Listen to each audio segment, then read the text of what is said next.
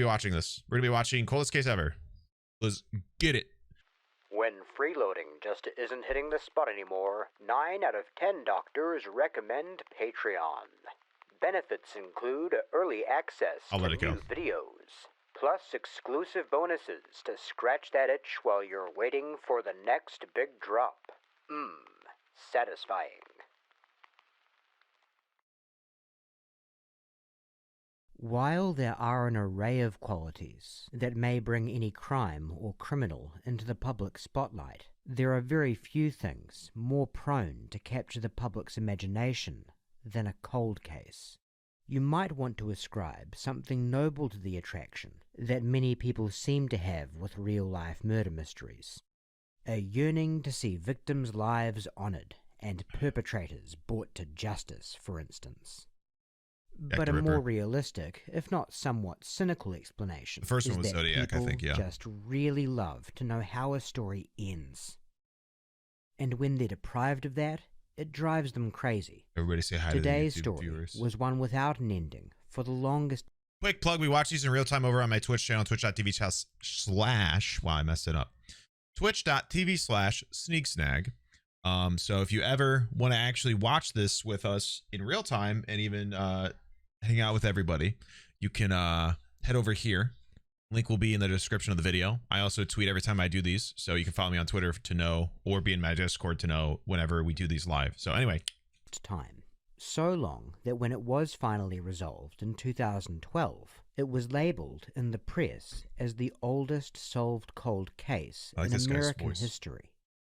It starts on a snowy December evening in 1957 in the small town of Sycamore, Illinois, when a little girl named Maria Ridolph is let out to play with her friend Kathy Sigmund.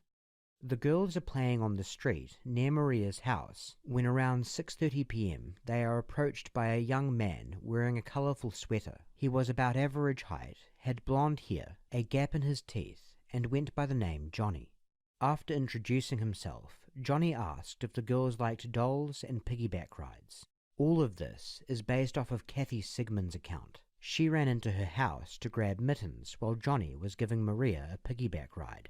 And that was the last time that anyone saw Maria Ridolph alive.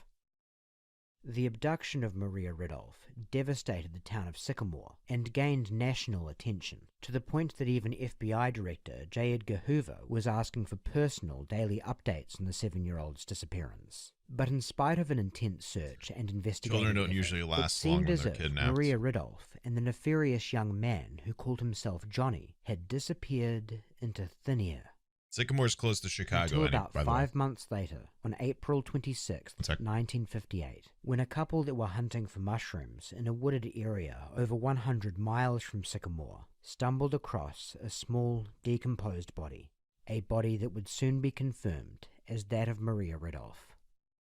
The worst was now confirmed. And while losing a child in such a horrific manner could be said to be the worst thing a parent could possibly imagine going through, the one thing that could make such an ordeal even more tormenting still is having to live with the knowledge that the monster responsible for taking your baby's life and innocence is still out there. That is a burden that the parents of Maria Ridolph would take to their graves, as the authorities of the time and in the decades that followed would fail to apprehend the man who had taken their daughter. But that wasn't for a lack of trying. As stated, the investigation was intense and bolstered further by nationwide intrigue. In the days following her abduction, the police and FBI investigated hundreds of potential suspects, all of whom were cleared. One door they knocked on during that period was the Tessier residence on 227 Centre Cross Street. Children don't tend to last long when they're kidnapped because usually people kidnap them for fairly disgusting reasons and don't want to be caught doing that. Because fun fact, despite criminals having a commonality in breaking the law, if you're a pedophile and you go to jail, you know, every other criminal hates pedophiles. That's a line a lot of people won't cross for obvious reasons. So Unfortunately, people do some fucked shit. And that is a way they can try to get away with it. Not that it's a good thing, but they tend to dispose of the children because it's kind of hard to keep a child around for a lot of reasons. Just because children can be very unpredictable. It's a liability for criminals. You know what I mean? So they don't tend to keep them around long. If that makes sense. It doesn't make sense to be in that sort of mindset. But for people that need to kind of understand the panic of a child going missing, it's kind of why is it doesn't tend to work out very well, and it happens very quickly. Only a few doors down from where Maria was taken. The person of interest in the Tessier family certainly seemed to fit the bill.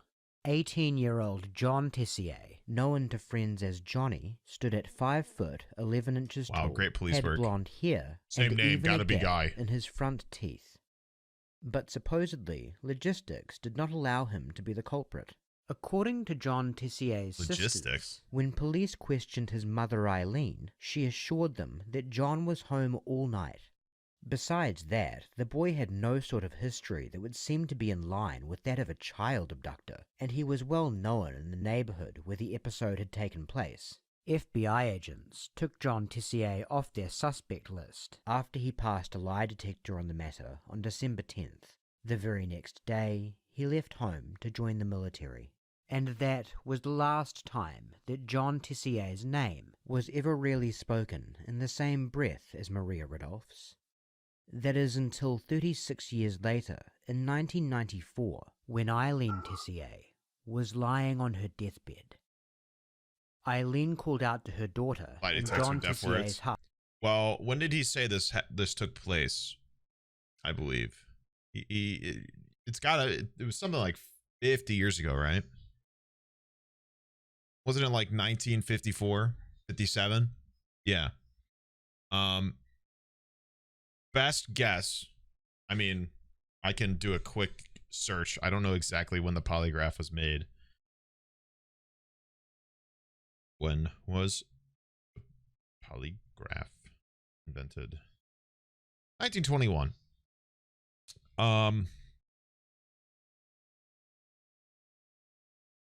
I don't remember the exact time polygraphs became inadmissible. It's fairly recent. It's not super recent, but it's not 1957. So I can imagine a polygraph was used to exonerate people a few times back then who definitely shouldn't have gotten away with it and stuff like that. Half-sister, Janet. According to Janet Tessier, Eileen confided in her the following words. "Those 2 little girls and the one that disappeared. John did it. John did it. And you have to tell someone." And Janet did tell someone, yet it would still be a long time before the case was actually reopened. Why does it look In like the she's years on that Dr. followed, Phil? Janet Tessier made numerous attempts to bring her mother's words to the attention of someone that might have the power to do something, but every time she was dismissed. This was in spite of the fact that she had more to offer than just the words of an elderly woman days from death's door.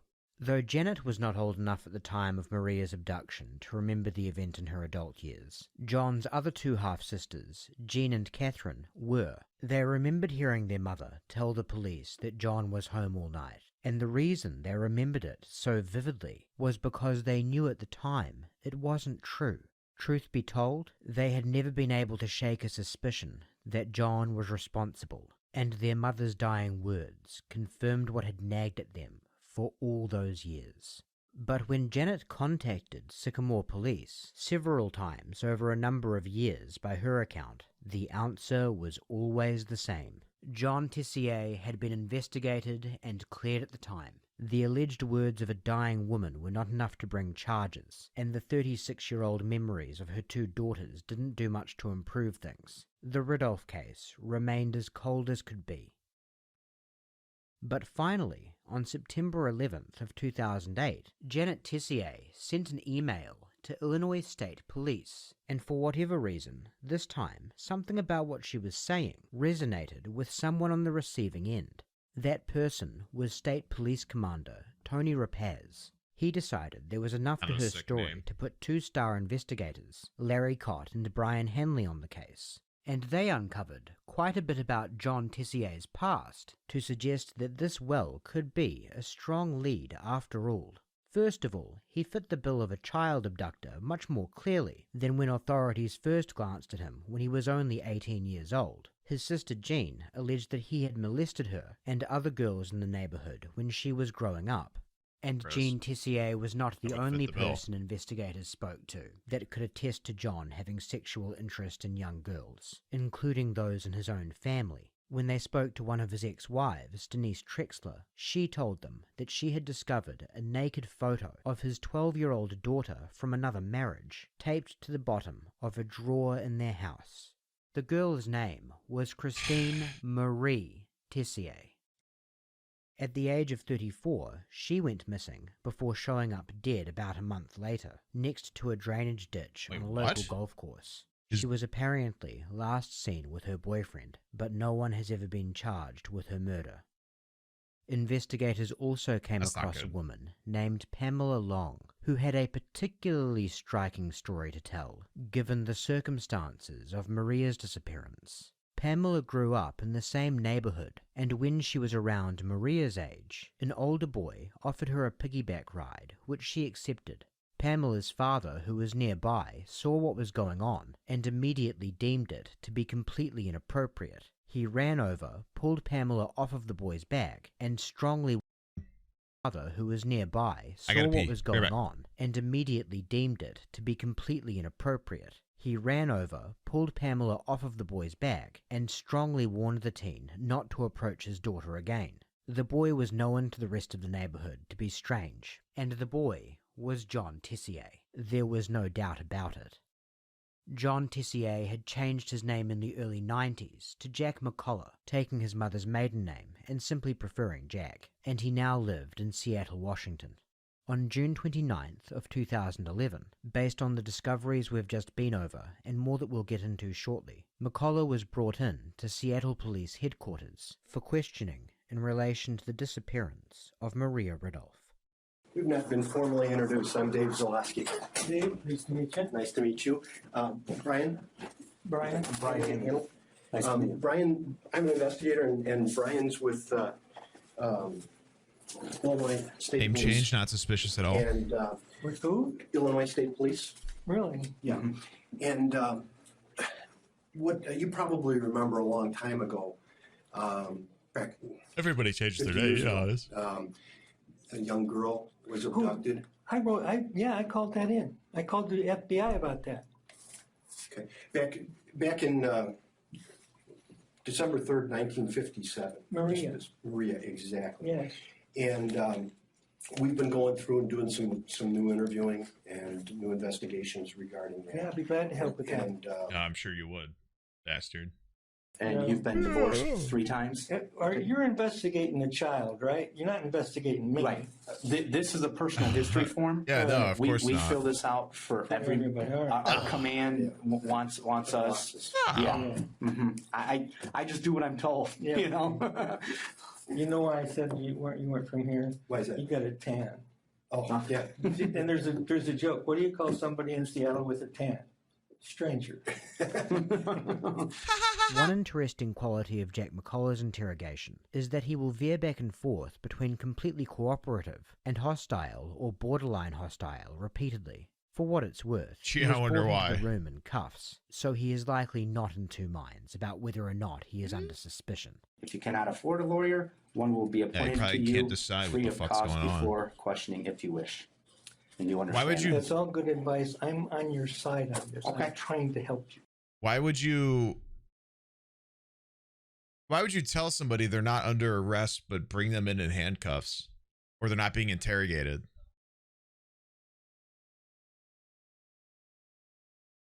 Kind of already showed your hand, didn't you?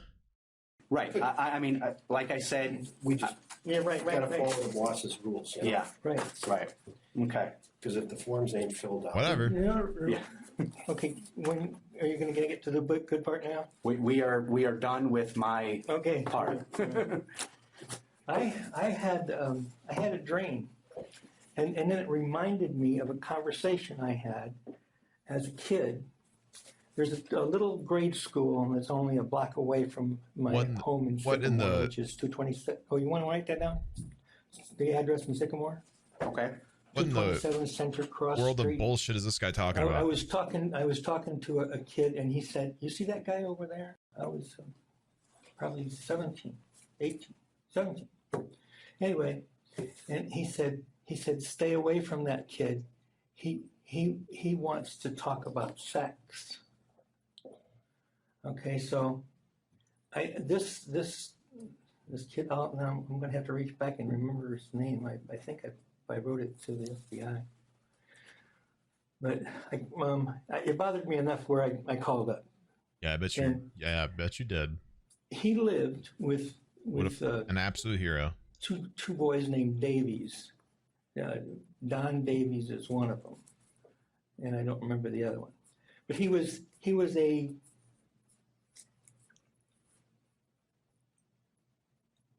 kid they allowed to stay with them. He didn't have a home in Sycamore. So he's like a foster kid kind of a thing? And on the same block as Maria lived.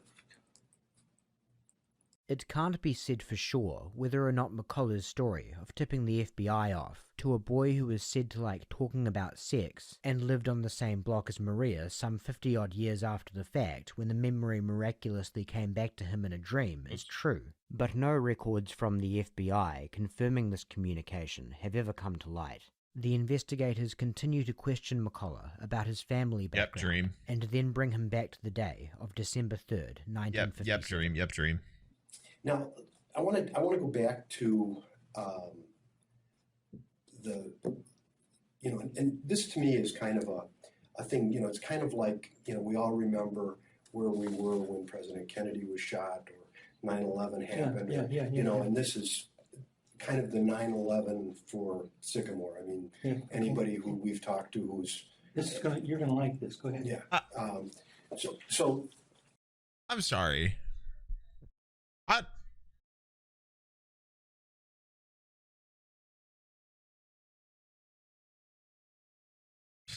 Tell me kind of what you remember about that. Maybe pump the brakes there, guy. The day Maria was kidnapped. No. I was in no. Center in Chicago, joining the Air Force. I spent the entire day there. That's and they had stupid. A record of it Incriminating to say. I was really pissed. The FBI talked to me back then as a suspect, and they even interrogated me, and is because the suspect. It's you. You're the suspect. They think took Maria. You had a green coat, and I had a favorite green jacket at the time. So, I'm sure they asked the neighbors, anybody. Yeah, let me just make me sound like. So So how did you wind up at the induction center? I don't know how I got there. I may have taken the train, but I was there most of the day, and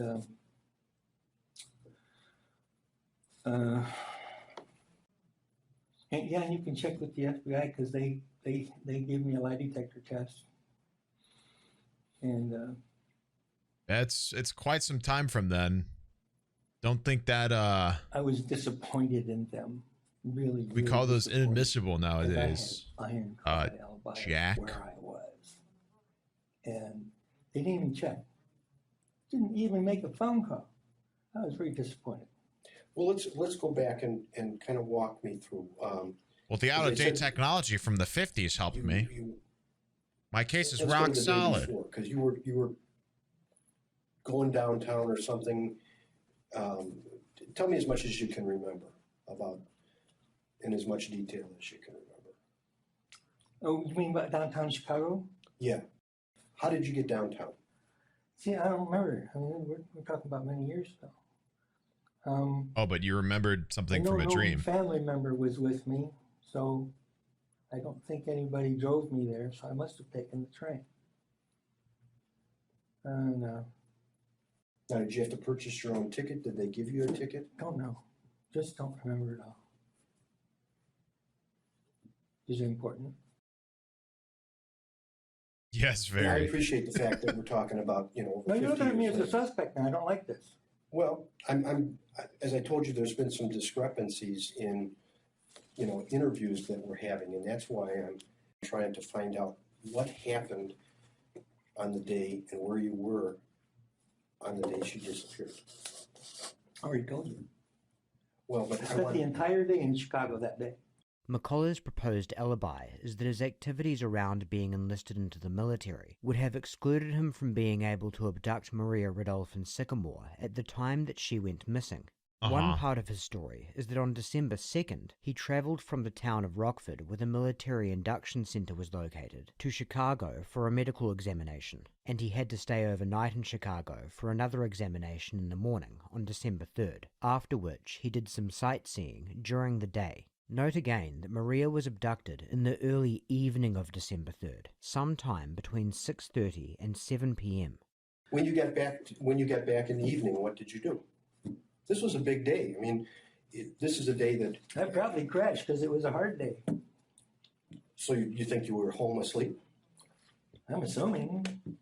So why would people say you weren't there? I don't know what to say about this one, dude. People? I mean, the guy, Your sisters? the suspect itself is really just They don't know. given this They case say a they home do. run. I don't really have much to add don't about know this one where that I I haven't was. already. Back then. Man is just Yeah, they do. ruining every single Yeah. step of When we start to look everything. at the story that you tell here, okay, we've done a lot of interviews. Every There's single things that like just, he's failing every single essential to not getting in jail, pretty much. I mean, besides Just doing one the crime he happened did, with he's Johnny, just I think. Yeah. Okay. But straight so up the talkative person that was and introduced overconfident, all the themselves things. to the girls Abysmal. said he was Johnny. Okay. Who knows? Okay. The description of the person Yeah, he's speedrunning this shit. How is this? matches you I'm down to the gap in the teeth. the only way I can Yeah, guess that this is why this is a long video is it's this whole interview. This interview takes a while. Because I can't imagine how this gets wrenched.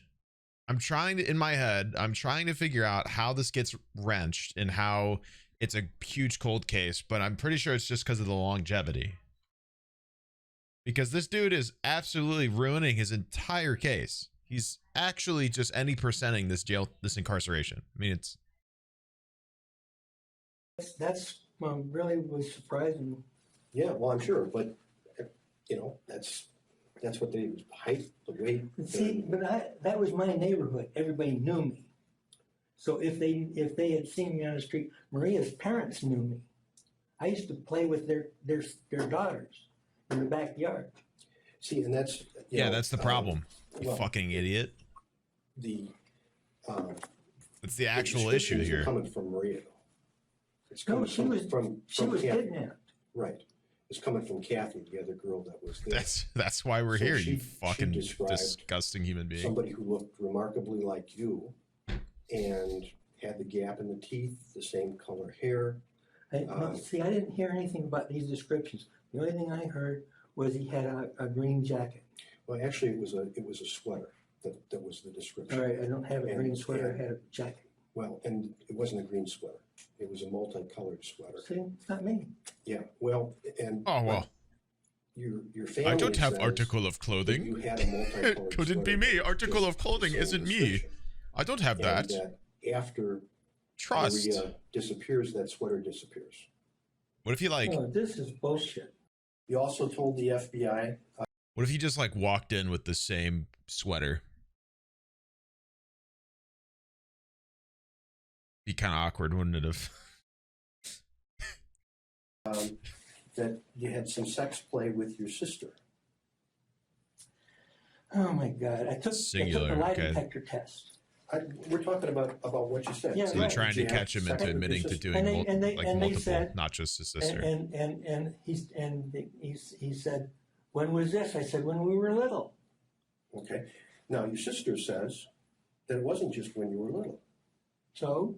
Well, so what I'm pointing out here is that if you say you told them the FBI the truth, and you were little, and yet at the same time you're having sex with your sister. I am not having sex with my sisters. The indignation McCullough suddenly displays at the suggestion he had sex with his stepsisters speaks to how warped his conception of the parameters of normal behavior seems to be. In this exchange, it appears as if McCullough is trying to qualify that he only engaged in some sort of limited sex play with his siblings, as opposed to full intercourse, and that it only happened when he was also very young, which given the age gap doesn't actually do much, if anything, to make the idea any less disturbing. Yeah, putting that aside, it doesn't exactly make that better. Person understands that incestuous activity of any kind is extremely noxious and should be expected to express severe offense at the notion they've ever engaged. What a fucking Cro-Magnon, I'm just telling you what, not just what one, an absolute ingrate. Evolution has regressed in this man. Actually, Dave Frederick says that he saw your car driving in the late afternoon in Sycamore. So? A good rule of thumb to keep in mind with Jack McCullough is that whenever he says the word "so," it is almost certainly in response to a damning piece of information. Yep. The significance of McCullough's car being spotted driving through the neighborhood at a time he claims he couldn't have been there is self-explanatory, and it's highly doubtful he's as oblivious to this as he's letting on. Your mother also says... Yeah, I was at the crime scene. What of it? Janet and Mary, that you killed her, Maria. This is a lie. This is a lie. My mother loved me to death. I know she did. And she did. That's why she waited until she died. FBI wanted to talk to me. Apparently. I have no doubt, because she also told them some lies to the FBI. My mother doesn't lie. Well, she said you were home anymore. all night, and the girls sat right there and said, he couldn't be in. We looked, he wasn't home. The doors are all locked. Nobody can get in without us opening the door. And your mother didn't tell the FBI the truth. Now, she may have been protecting you. But no. Protecting me by saying I murdered a girl? I think that's what she was thinking that you did here. And I think... No, this is bullshit. It's all bullshit. My mother wouldn't say that. Your mother did say that. She didn't. The other problem is that you're given a ticket. You're free to go by the military to go downtown. Right? Sure. Okay. So it doesn't make any sense not to take the ticket. Yeah. Right. Yeah. The problem is that the ticket didn't get used. This is a key piece of discovery that helped investigators unravel. Wait, hold on. I missed something. What did I say? The other problem is that you're given a ticket by the military to go downtown. Right? Sure. This is the bus ticket he said he so took, it doesn't make right? any sense not to take the ticket. Yeah. Right? Yeah. The problem is that the ticket didn't get used. This is a key piece of discovery that helped investigators unravel McCullough's alibi. When combing through especially his past, since he already said he did it. They interviewed a woman named Jan. Once again, not that this guy should have been smarter. I'm glad this absolute disgusting piece of shit was as dumb as he has been. It's brought us together today, and it's brought his ass into jail like he deserves. But had he not said anything about that bus ticket, this would not have been key evidence. It would have been something they could argue, but that it would have all been hypothetical in court. Because instead, during a police interview, they have evidence of him claiming he used that ticket, except they have actual evidence that it wasn't used. So they have refuting claims against what he has said for his alibi, which is the only thing that's keeping him out of jail at this point. Not that that's going to last very long. This guy's definitely getting fucking owned. Edwards, I mean, he's who McCullough talking was himself dating into it at the anyway. time of Maria Ridolph's disappearance. They asked Edwards to rifle through any and all mementos she had from the time, just in case something of use materialized. One thing she had in her possession was an old high school photo of John Tessier in a cardboard frame. Concealed within that frame was this train ticket. It is a one-way ticket from Rockford to Chicago, and what caught the attention of investigators is that it was not punched. The reason this is so significant is that if John Tessier did not need a train to travel from Rockford to Chicago, then he must have had access to a different mode of transportation, i.e. his car. And if he had his car on December 3rd, it would make it much more plausible for him to have been able to perform his military-related activities during the day, while still having plenty of time to make it to Sycamore within the window of Maria Ridolph's abduction. Yeah, I mean, you know how the military is. Here's your ticket to go to Rockford. Or to go they still Rockford punch tickets in Chicago. They still punch tickets in Chicago. Where this comes from? Jan Edwards. You know how women are sentimental, they keep everything. Yeah. She's got a pictures of you. And what the fuck are you talking about, dude? Yeah. I'm sentimental. Gave me this. That's really funny. Well, I think it's not funny. I think it how is that funny? Whether or not you were involved. It's really funny. Okay, I'm going to tell you, I'm not involved. You can give me a lie detector test, I'll pass it. Okay, all right. Nobody gives a shit about lie detectors anymore, bro. Right? And that's exactly what they set to doing. Zaleski goes to get a polygraph set up, while McCullough bores Agent Henley with tips about the weird kid from the neighborhood who was purported to like talking about sex. He was weird. And how do you know that? This kid told me, and I observed. Okay. So you don't know that firsthand that he's weird? And his name was John. Not normal. Regular viewers of this channel will know that we don't take polygraphs seriously around here. But just because the device is useless insofar as being a lie detector, it's used as a pressure agent for police interviews. Sitting next to it isn't sometimes interesting to observe, and Jack McCullough is a very good example of this. This is the second polygraph I've taken on this. First one was by the FBI, and I passed it. When was that? It was I hate that they zoomed in. 1957, I believe. Okay. And I'm going to pass this one as well, as long as you stay on the subject of the little girl and her murder. Well, Jesus Christ, the overconfidence. I know there's some questions you have to ask for verification. I understand why. The overconfidence of this absolute actually, I'm going to ask you some questions about the details brain of a human being. And I'm going to stop answering. This is a point of contention that will colour the entirety of McCullough's polygraph exam. His stance is that he's happy to submit to a polygraph, but only on the condition that the only questions he's asked are those pertaining to the abduction of Maria Ridolph. So questions... One, they can't do that. Two, they obviously want him to talk about other stuff he's done. It's not possible to ask just questions pertaining to the crime because polygraphs are used off of baseline information they get from asking very standard questions that are hard to fake lying about. Stuff like what's your name, were you born here, etc. Right? So they'll ask a bunch of introducing questions in order to get a baseline of somebody's pulse. For people that don't know how polygraphs work, they get wired up. The polygraph feels the pulse of a human, and when they're asked things, people get a little nervous when they're lying. You know, their body does a lot of things that aren't natural to being truthful. So when you're told something and it's an easy question that is obviously factual, you will be very casual about your response. You're yeah, like Tommy's video.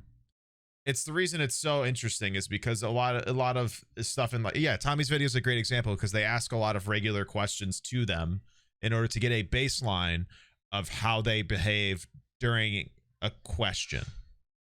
And the way a polygraph works is they see the disparity of a question when asking something that they lie about. Another thing to keep in mind is that these are not good tells anymore. There's a lot of ways to rig a polygraph. There's a lot of ways to deceive a polygraph because pulse alone isn't a factor in a lie, because you can be nervous during an interview. People are able to fake lying. People are able to fake not lying. There's a lot of issues with the polygraph. It's probably why he got away with it back then. It's definitely why it's not why he gets away with it this time around. That's for fucking sure.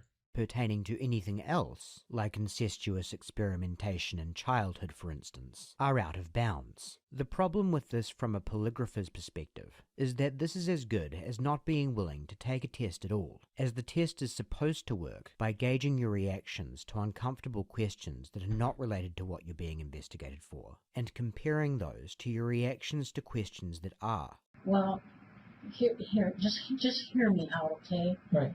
Really, we're not so much interested in that, but I need to ask you some detailed personal things about your life. Some of it can be pretty sensitive, but I need them in order to structure your question. It really is in your best benefit to answer them in order for this thing to work.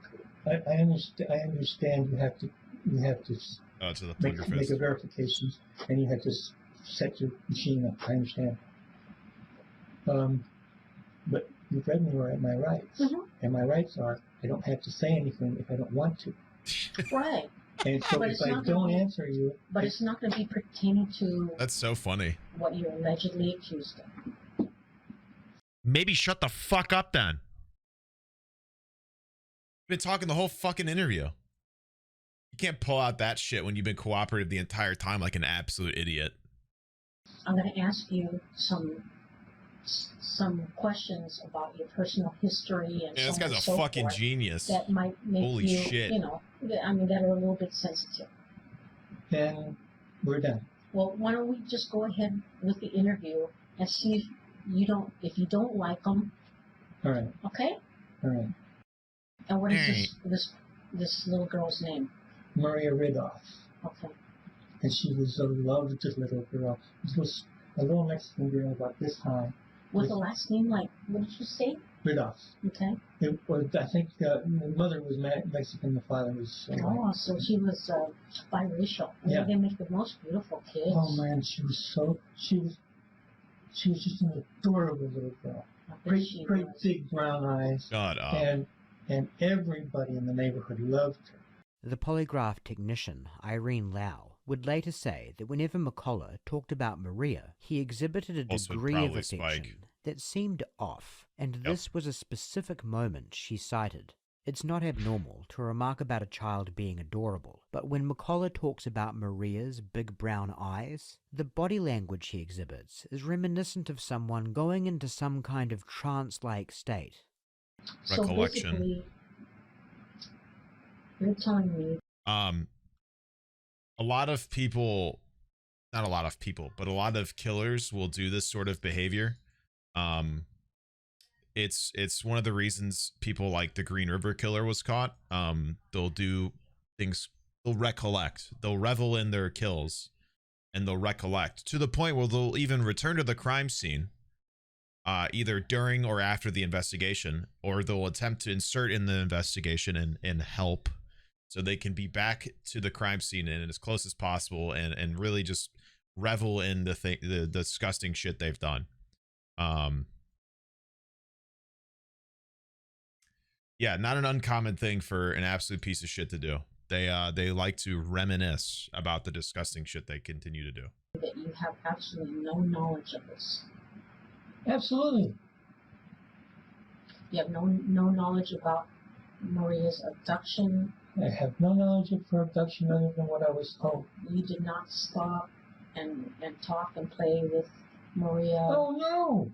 She was a child. Or Kathy. No. Well, so what? No. You know, and kids play with other kids. Yeah. I was 17 years old. She was just talking. How old were you when you lost your virginity? Interesting she didn't say her age. I was 20. 20? Wow. Yep. Who with? He didn't say her age. An older woman down in South Carolina after I joined. Did not want to express the age gap between him and the girl. Also an ad play, it's a good timing. interesting little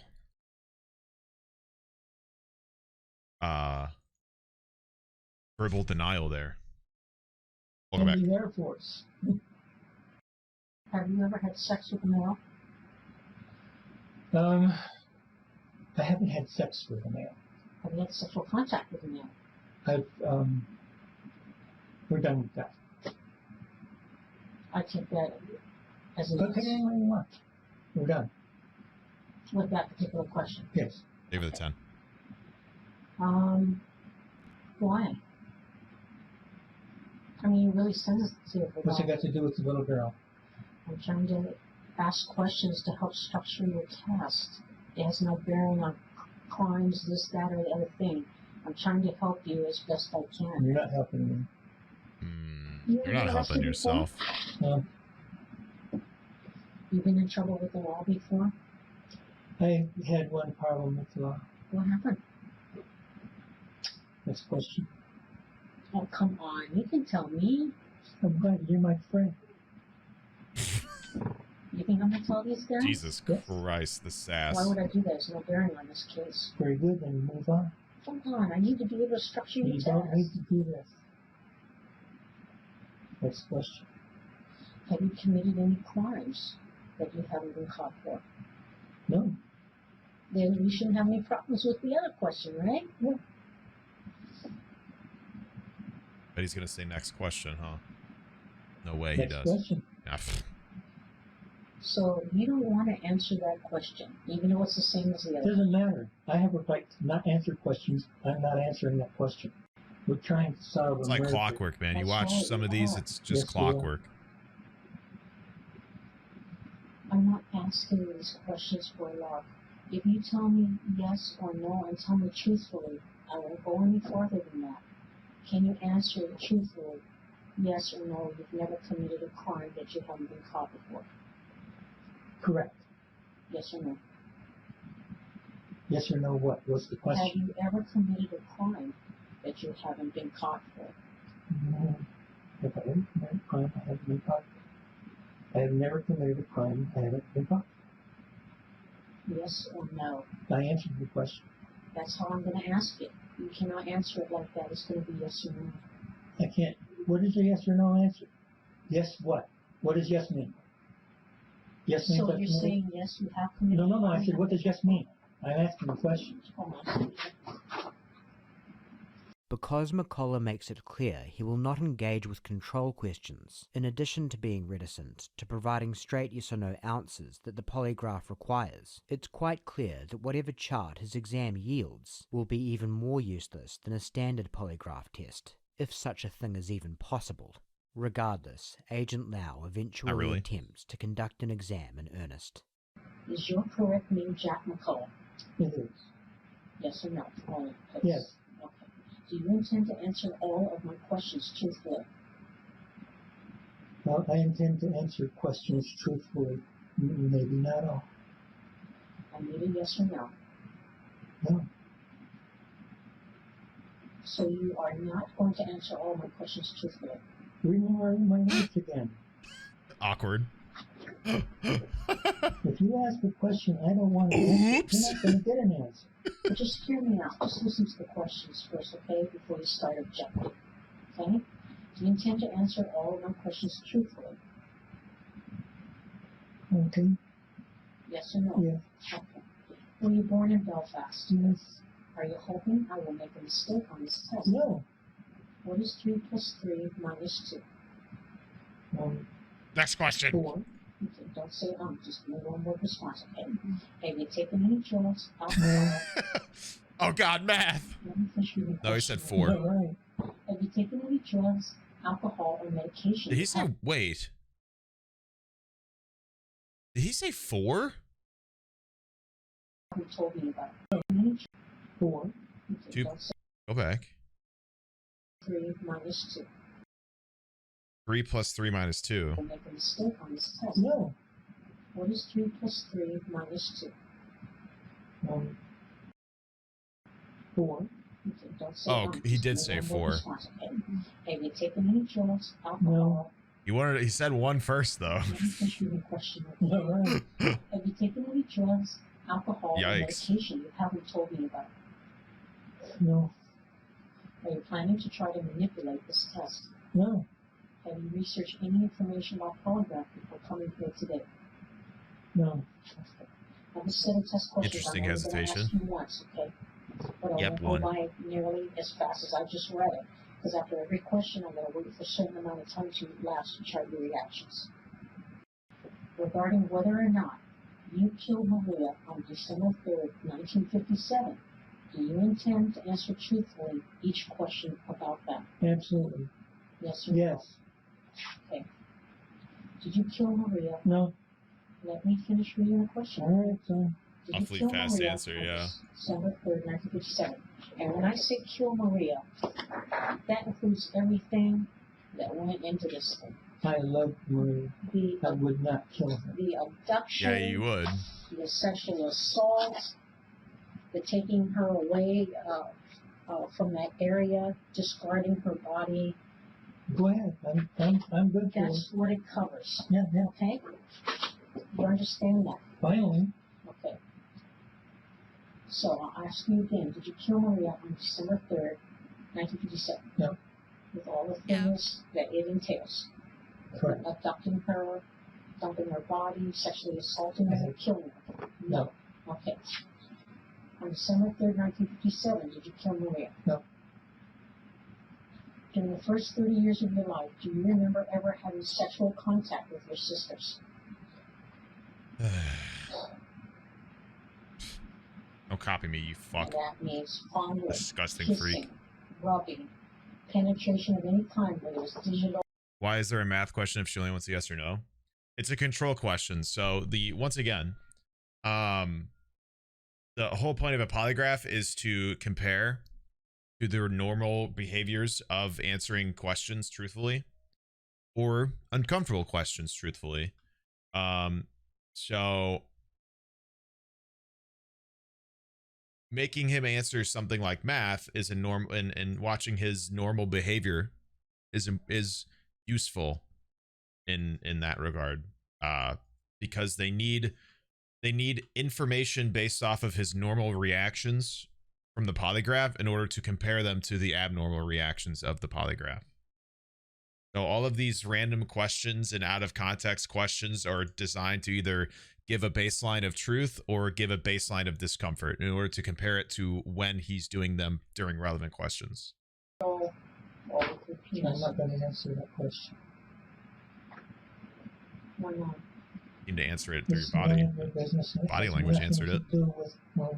It does. It doesn't. It does. Sorry. Without the ability to gauge McCullough's reaction to control questions, his responses to the relevant questions will not be analyzable, and so the polygraph is aborted, and Jack... How many times does this happen? How many times do I answer a question or give context, and then the person narrating the video immediately says it?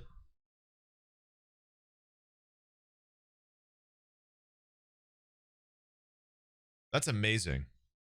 That's amazing. I don't watch these. Like, I actually do not watch these in advance. I like watching these with you guys. Like, I don't know how this happens. This happens so often. It's crazy. Just makes me feel like I actually studied. I'm like, damn, I actually learned something in college. This is crazy. McCullough is taken back to the interrogation room. So that didn't go too good, huh? Yeah. Yeah, well, that's all right. Are you guys interested me? Quite honestly, I haven't made a decision yet because I've got some issues with this that I can't resolve without you. Okay. And so, what I wanted to do was, have you again kind of think through, because again, Spidey sense for criminology. Okay. And, if we can come up with, alternatives. Okay, you haven't got shit, or the FBI would have arrested me. I'm done talking to you. Simply not true. Well, that makes my evening short then, doesn't it? Yep. Okay. Well, is he free to go? No. Okay. So. Did you say no? I said no. Yep. Okay. Yes. Did you say no? Yeah, he fucking did, dumbass. Did you do any research on me after you found out who I was? I don't know who you are. You know who I am. I know you're Mike Szynski. Mm-hmm. Yeah, that's what I know. I know I'm a cold case detective, right? Yeah, yeah. Detective Mike Szynski spends some time questioning McCullough, who again insists that he will not discuss anything that is not directly related to Maria Ridolph's abduction, and also continues to push for no reason whatsoever. You got to realize, you're kind of like in a world of shit right now, okay? And you're going to have to give up the truth, okay? To save your own ass, to be smart. Okay, so just listen to me. That's all I'm asking, right? There's certain things that happen here that I know happen, you know happen here. Once again, I'm not saying, from reviewing this file, I'm not saying here that you killed that girl. Okay? I did not. I'm not saying you did, okay? That's what I'm investigating for, right? That mirror double-sided. That's exactly what you're being investigated. There's people back here. I don't know if there's people actually back there, but it's a one-way. It's a one-way mirror. Reading all the reports that I did. From a lot of that other little girl who most of the interview rooms that we watch are probably they have these. They either have something like this or they have a camera that everybody else watching the interview can see through. Most likely one of these, because one-way glass isn't expensive, I don't think. Safety precaution. Yeah, well, obviously. So they want to make sure that the people interviewing are safe from a suspect, especially a dangerous one. Not that this guy's handcuffed, but if it's that dangerous, they're usually handcuffed. And it's, yeah, like I said, it's either something like this where people can watch the interview through the glass, or something like a camera so people can monitor it through a monitor. Was there, okay? What other girl? There was two girls there. I don't know anything about a second girl. Okay, yeah, well, there were two girls out there. And they were playing out there when I believe that you came up there. What? Now listen to me, and then you can ask me the questions. And once again, I'm not saying that you killed anybody. You understand me? Oh, man. Okay. So, anyway, yeah, there was another girl there also, and that you probably did. Maybe I'll refresh your memory. Was she kidnapped too? No, she wasn't. How old was she? She was the same age. They were best friends. Oh, really? Yeah, best friends. Okay. And she's still alive today. And actually, I think you met the two detectives that were here. Actually, another detective. Yeah. They interviewed her. Yeah. Okay. And once again, I'm saying this is where I believe that you're hiding something. Okay. And I'll tell you why I think you're hiding something. I'm going to tell you you're wrong right now. Okay. Well, you better hear what I say first before you say I'm wrong. Okay? Oh, we'll see you later on. What I believe is going to happen here is I believe that you did go out there. And that's fine. Just let me, then you can answer my questions. So these two girls were out there, and they knew that the guy, and they knew as Johnny. And Johnny said, and he was very nice to the girl. He knew that's strangely like your name. And he offered them a piggyback ride. And I believe that what happened is that that person was you. And oh my God! And they did give you a piggyback ride, but that girl didn't say you killed her. You understand that? McCullough again argues he has a rock-solid alibi, and Szynski continues to probe for specifics that can be offered. Wait, did he? As well as alibi, and Szynski.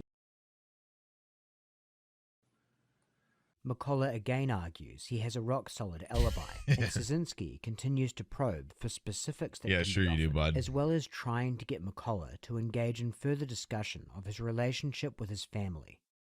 Your mom, who's deceased now. Yeah. Okay. You're real tight with her. Oh, absolutely. Okay. Like you were from once again. I called my mom every month of my life. I loved my mom to death, and my mom was brilliant. When she died, my dad was asked, "How many people do you think are going to come to the funeral?" And Dad says, "Oh, maybe 30 to 40." 350 people showed up. Bro, who fucking cares? Did you show up? No, I was in the service. They wouldn't let you get home from military leave for your mom. That's why he gives a shit, because he's a fucking asshole who wasn't there. I don't remember where I was. Because Eileen Tessier passed. What? Then did you get home from military leave for your mom's funeral? Were you in Vietnam then? I don't remember where I was. He doesn't. Because Eileen Tessier. He doesn't remember where he was when he was serving.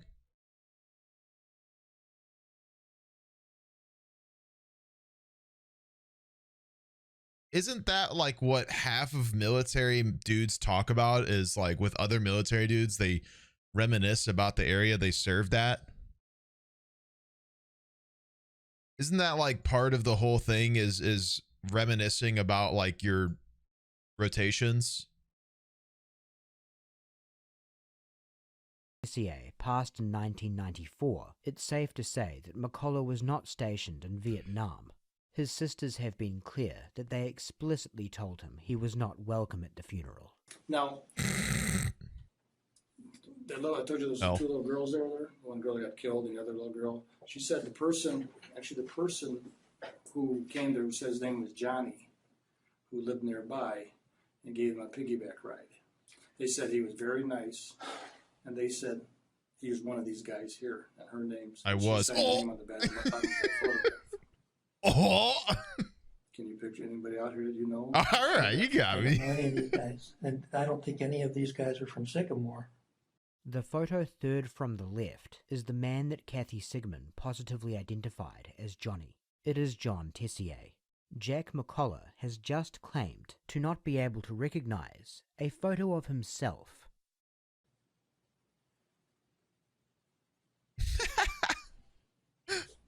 Every picture and turn it over to definitely start with one and just. Man, I don't recognize any of these, but that third guy is sure handsome. No. Fucking idiot. No. No. These guys aren't from Sycamore. Everything else the guy looks like. Awkward.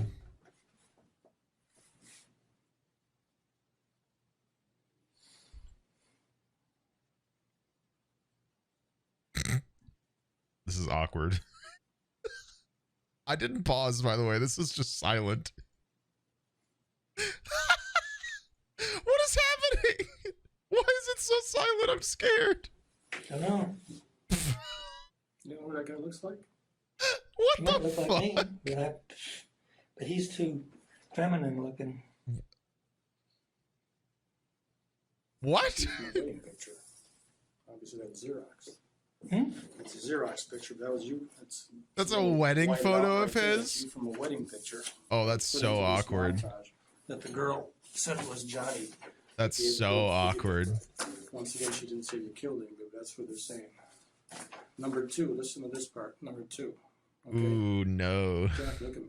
Number two. Okay. You know why this other case got... Can't be me, he's not handsome enough. This is all documented, this other information that we received. Know who said that, know who told us that you did this? His ex-wife's gonna be Someone who I pissed. think was from all the information I read, was a very smart person, a very intelligent person, and someone who had lived with a bunch of guilt for a long time before she passed away. Yeah, you're going to say my mom, that's bullshit. Well, why do you say it's bullshit? Because she wouldn't suspect me of murder, and she knew where I was. I'm telling exactly how She didn't suspect you. She just straight up knew. And then she said she was ashamed of it. And getting back to this is that other little girl who said, this is her signature right down here. Once again, this is Xerox. I said, now Jack, once again, I still think you're covering for somebody. I think somebody did something. Yeah, what is this posture he's in? Not when the girl got killed. But He's trying to give himself a phantom limb right now. I'm not saying you took the girl and killed.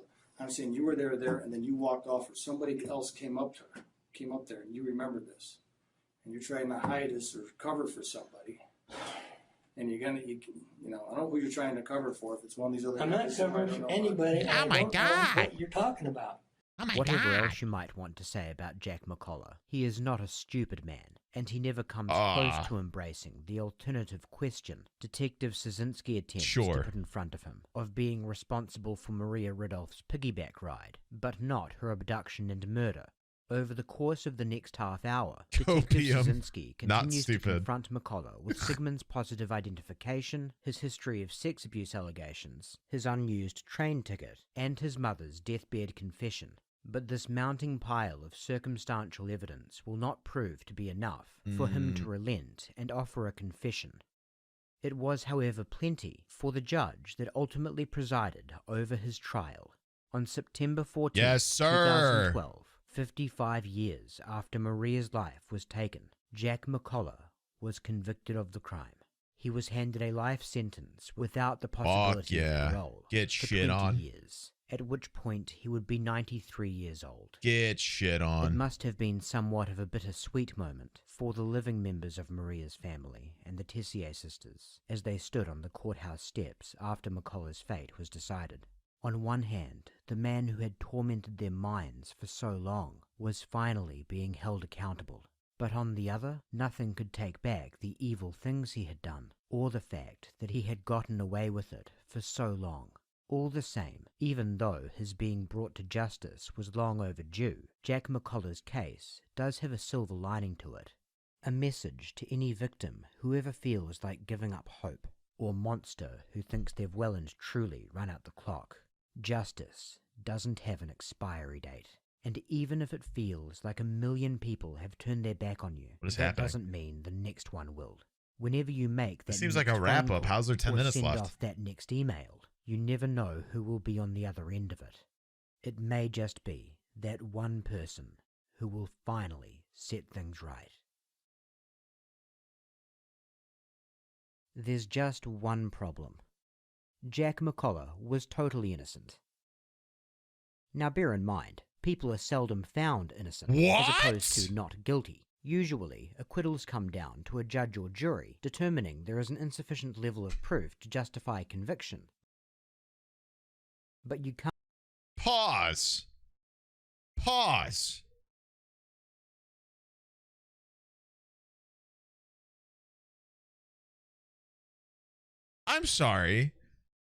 I'm sorry. What? What? No way. Fuck. Can't necessarily take that as a proclamation the person on trial did not commit the crime. This is not the case with Jack McCullough. Jack McCullough positively did not murder Maria Ridolph. He couldn't have, just like he said in his interrogation. Why that is boils down to two facts. 1. John Tessier placed a collect call from a post office in Rockford to Sycamore at 6:57 p.m. on December 3rd. Holy shit, 2. what a twist. Maria Ridolph's abduction in Sycamore is firmly established to have taken place between 6:30 and 7 p.m. on December 3rd. Before breaking down why these facts categorically rule John Tessier out, let's establish why they are murder, facts, probably. not just well-founded opinions. When the FBI initially investigated John Tessier, he mentioned the collect call when giving his alibi. The FBI did their due diligence in following up on this, and the resulting paperwork of that investigation is publicly available to this day. They spoke to the general manager of the Sycamore Oval telephone company, who was able to confirm that a collect call was in fact placed by a John S. Tessier to the home of Ralph E. Tessier in Sycamore at 6:57 p.m. and the call was placed from the phone number 2-9297. That level of detail might seem a bit excessive, but you'll get why we're making note of it in a moment. Before that though, a bit of an explainer on the time frame of Maria's abduction, because there is some contention around this, even though, as you'll hopefully agree very soon, there really shouldn't be. The FBI established Maria's abduction as taking place between 6:45 and 7 p.m. That time frame was based off of multiple accounts from neighbors, as well as Maria's own family, most importantly, her father Michael.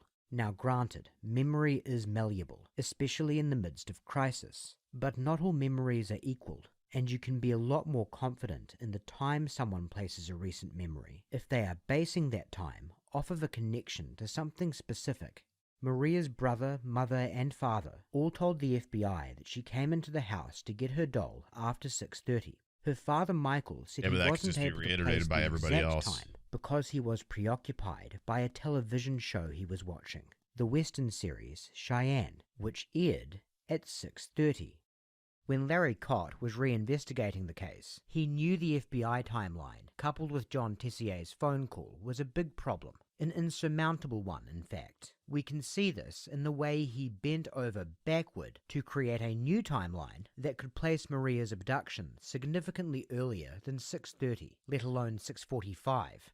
What Cott essentially did was write off all eyewitness accounts that placed Maria's abduction in the time frame the FBI established as wrong, and then combed through interviews to find anyone who could be read as placing it earlier. One account he found was from an oil delivery man named Tom Brady, who by his estimation saw the girls playing when he was making a delivery around 6:15 p.m.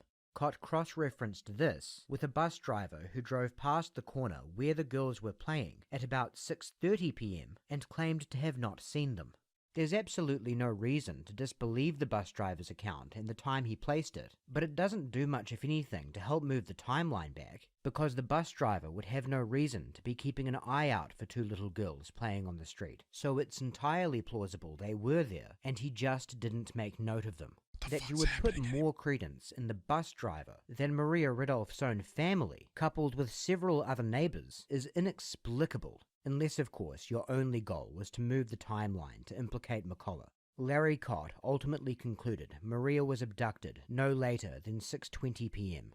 He also reasoned just because McCullough could prove he placed a call from Rockford at 6:57 p.m. didn't mean he could prove from where within Rockford the call was placed. If he abducted Maria Ridolf on the street corner in Sycamore at 6:20 p.m., or even a little earlier, and placed the call from the outskirts of town in Rockford, he would have even more of a window to make the commute. This is another illustration of how much tunnel vision Larry Cott was operating under. Holy shit. Remember, it wasn't established as being merely a phone booth somewhere in Rockford. The manager at the phone company confirmed it as being from a specific number, 2-9297.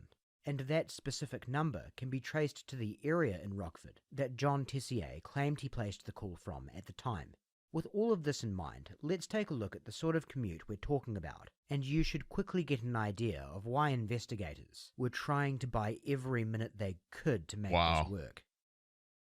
Here is a Google Maps route from the corner Maria was taken from to the outskirts of Rockford. So we're actually going with Larry Cott's hypothesis to start with, even though it's not credible. I was not expecting this. Now bear in mind, this is far from a precise picture of what the situation would have been in 1957, but all the differences you need to factor in add time to Tessier's best-case scenario commute. The roads were different. He would have been driving in snowy conditions and using a car from the 50s. But going with this modern projection that doesn't take any of those factors into account, Google's quickest route is still a 31-minute drive covering 24 miles. So even if you allow that Maria was taken at 6:20 p.m., which there really is no reason to, and that John Tessier placed the call from the outskirts of town, which he didn't, and you don't take any of the variables we just mentioned into account, it still which you absolutely should, still, even then, the only way John Tessier's alibi doesn't still cover him in Larry Cott's scenario is that perhaps his abducting Maria Ridolf would not literally break the laws of time and space. He would have less than 10 minutes to spare from the time he ran off with Maria to arriving at the phone booth. That's a feat that, while maybe not literally impossible, is so far-fetched that it should be discounted by any reasonable person. Then when you place Maria Ridolf's abduction where it actually was, and you put John Tessier in the actual area we know he was when he made that phone call, you still don't even need to take the roads, conditions, and car into account before you find the scenario is going that extra mile and breaking the laws of time and space. There is simply no way it could have happened. So you might now be wondering, how did Jack McCullough get convicted? The FBI files were ruled inadmissible. Yeah, ain't that a hoot? Kind of hard defending yourself when the key piece of evidence exonerating you is off the table. As you would imagine, there was an appeals process.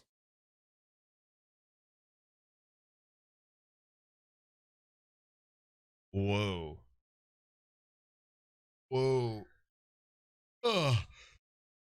I am... Wow. This one is bonkers. I was not expecting that. I was not expecting this. Not at all.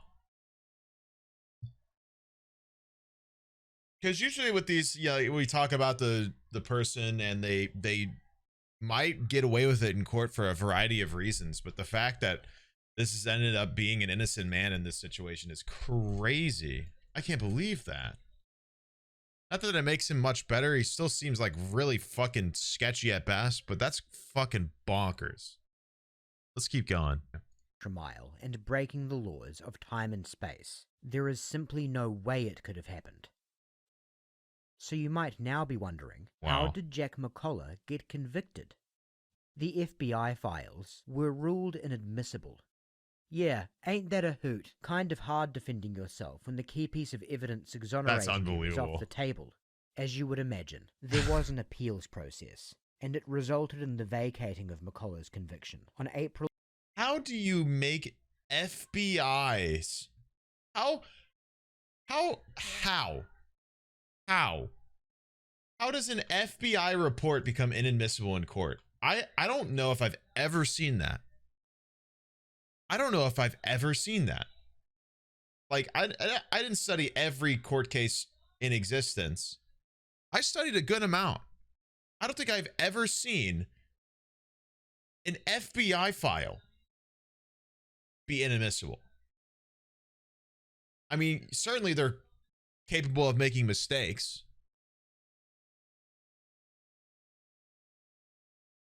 That's fucking nuts. I would love to hear exactly what caused the inadmissibility.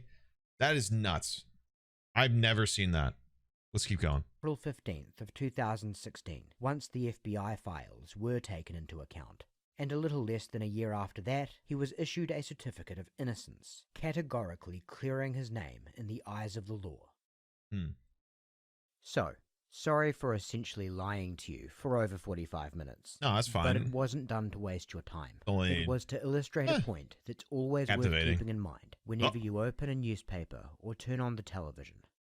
There's always more than one way to tell a story, and the way this story was told for most of the video's duration was very much in line with how it was being told by the mainstream press while everything was unfolding at the time. This guy gets killed, doesn't he? It's not as if McCullough's recorded alibi wasn't known of during that period. He and his family were screaming about it to anyone who would listen. He even explicitly made the point about the phone call during part of the interrogation we deliberately fought through. If I made a phone call from Rockford, which you got...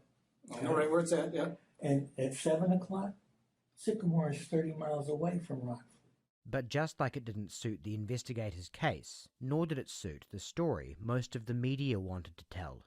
The coldest case ever solved is just a much more enticing headline than a half-century later, one more dead end. And you can make that first headline work even without the facts on your side, so long as you're in charge of telling the story. Just choose what to leave in, what to leave out, what to emphasize, and what to brush over. When given subjective behavioral cues, interpret them as uncharitably as possible. Whenever something comes up that looks good, pick as many holes in it as you can. Whenever something comes up that looks bad, leave it hanging. And to be clear, there are plenty of things in this case that really did look very bad for Jack McCullough, matching Kathy Sigmund's physical description, her eventual positive identification of him, his history of sex abuse allegations, more than we even had time to get into, by the way, the mysteriously unused train ticket, the creepy piggyback ride incident with Pamela Long, the strange disappearance of his adult daughter, though to be fair, there's no evidence linking him to that incident either, and his mother's deathbed confession, according to the account of his estranged sister who openly despises him. All of these things look bad. Terrible, in Holy fact. shit. And this video isn't striving to argue that Jack McCullough is a really nice guy, but he did not kill Maria Rudolph. Because no amount of things that look bad can ever trump the cold, hard constraints of reality. And it's for that reason that unfortunately, Maria Rudolph's story remains one without an ending. Whoa.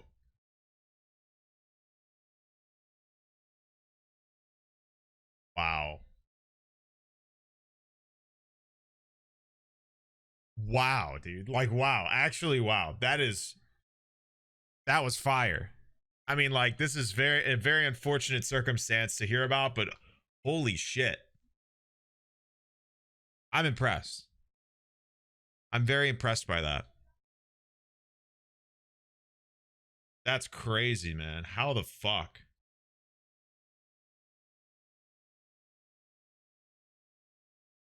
I can't believe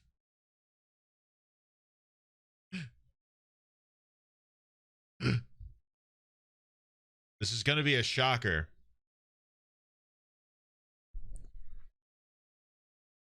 That once again, the police dropped the ball.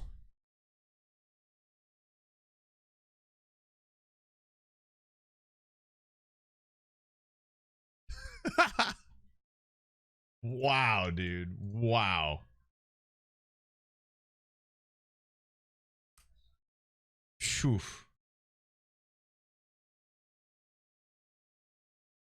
What a great video, man. Shout out to this guy. If you guys, I don't, his name's Matt Orchard, Crime and Society. Let me